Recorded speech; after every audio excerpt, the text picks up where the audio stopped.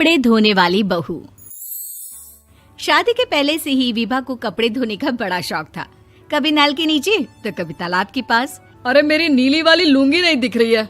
विभा की अम्मा, कहाँ रखी है लुंगी? अरे वो तो विभा ने परसों ही धोकर रखी थी आपकी अलमारी में, देखो वहीं होगी। वो ना मैंने आज धो दी, मुझे लगा कि गंदी हो गई होगी। अरे कैसे गंदी हो गई थी? उसे तो मैंने पहना भी नहीं। हे भगवान, इस लड़की के कपड़े धोने की आदत से परेशान हो गया हूँ मैं।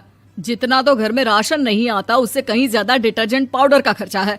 इसकी शादी करवा दो, शादी जाए अपने घर में ही करे काम, फिर चाहे घर के कपड़े धोने हो या पूरे गांव के। हाँ ठीक बोल रही हूँ, देखता हूँ मैं कोई लड़का। वो दिन भी आ जाता है जब विभा को देखने लड़के वाले आ जाते हैं। लड़की मुझे अच्छी लगी। होने वाली सास कहती है, बेटी अगर कुछ पूछना है तो पूछ लो।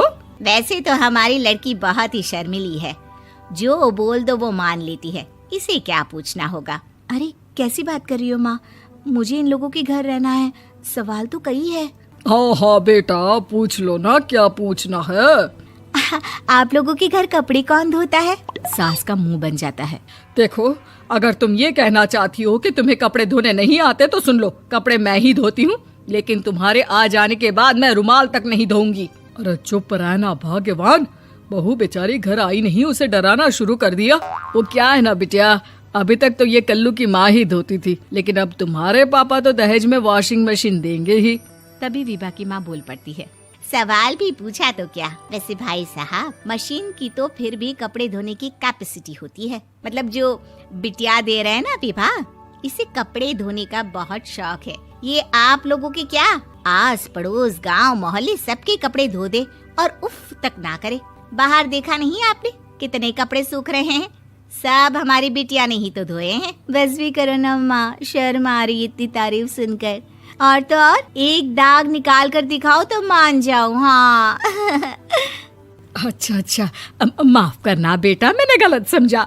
हमें तो रिश्ता बहुत पसंद है। और ऐसे जुड़ जाता है रिश्ता कपड़े धोने का शौक रखने वाली विभा का। उसकी शादी हो जाती है कोयला फैक्ट्री में काम करने वाले कल्लू के साथ। शादी के बाद अचानक विभा चिल्लाती हुई सास के पास आती है। सासू माँ, अरे सासू माँ कहाँ है आप? ये तो धोखा है, धोखा दिया आप लोगों ने मुझे। इसे ससुर के चक्कर के बारे में पता चल गया। अरे तो उसमें तुझे क्यों धोखा मिला है? अरे नल में पानी नहीं आता, कपड़े कैसे कब धुलेंगे? अच्छा, तू पानी नहीं आ रहा उसकी बात कर रही है। तो आपने क्या सोचा? कुछ नहीं। अच्छा, तेरी माँ ने कहा था कि कपड़े धोने का शौक है तुझे, याद आया मुझे। शौक बोलकर कपड़े धोने वाले मेरे जुनून को कम ना आके सासू माँ, कपड़ा धोना मेरा गुरूर है। तभी पति भी वहाँ आ जाता है। अभी मैंने इसे सनी देओल की फिल्म दिखाई है, उसी के डायलॉग मार रही है माँ। अच्छा सुन, साफ साफ बता रही हूँ, पानी सुबह 4 से 6 और शाम को 10 से 12 आता है, समझी? विभा टाइमिंग सुनकर हैरान हो जाती है। ये क्या भूतों का मोहल्ला है? सुबह 4 बजे उठकर कौन कपड़े धोता है? 4 बजे टंकी में पानी जाता है, फिर सारा दिन धोना ना, किसने मना किया? अरे कैसी बात कर रही हैं? 200 लीटर की टंकी में कितने कपड़े धो लूंगी मैं? सुबह ही उठ जाऊंगी मैं। अब क्या था, विभा सुबह 4 से लेकर रात के 12 बजे तक कपड़े ही धोती रहती। एक रोज सास पड़ोस से निकलकर कहीं जा रही होती है कि साथ वाली कहती है, हाँ कल्लू की माँ, जरा ये बताओ कि 2 साड़ी है, 2 ब्लाउज और एक पेटीकोट और एक नाड़े वाला लंबा कच्छा। हाँ तो? अरे तो क्या, कितना लोगी धुलाई ये बताओ। धोबन दिख रहे हैं हम क्या? हमारे पति सरकारी नौकरी से अभी रिटायर हुए हैं और बेटा सुपरवाइजर है कोयला फैक्ट्री में। धोबन समझ रखा है हमें? हाय रे कल्लू की अम्मा, माफ कर दो, वो तो मोहल्ले में यही सब बता रहे थे कि तुमने बहू को कपड़ा धुलवाने के काम में लगा दिया है। सास को पड़ोसन की बात सुनकर गुस्सा आ जाता है। वो घर पहुंचती है जहां घर के बाहर ही इतने सारे कपड़े सूख रहे होते हैं जितने कि किसी धोबन के घर पर। अरे ओ कल्लू की दुल्हन, बाहर निकल।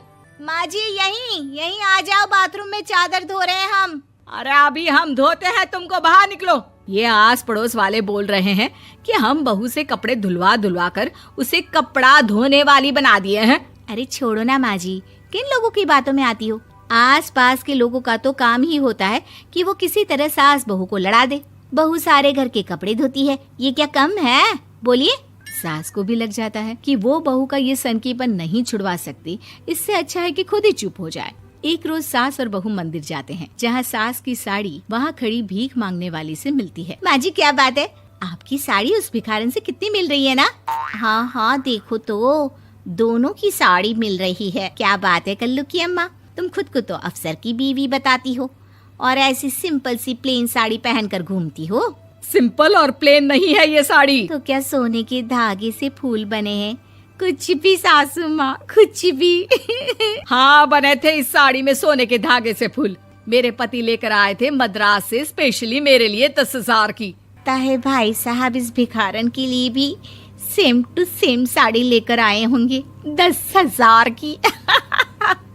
सास उस वक्त तो कुछ नहीं कहती, लेकिन बहू के साथ घर आती है और अलमारी से एल्बम निकाल कर लाती है। ये साड़ी देख रही है, ये वही साड़ी है जिसे मैंने अभी पहना था।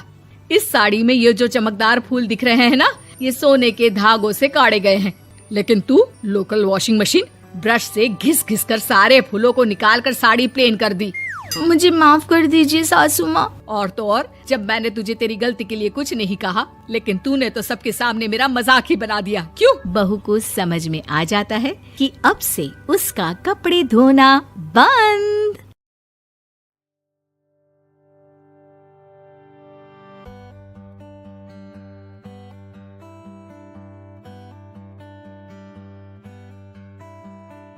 I do not have time for this.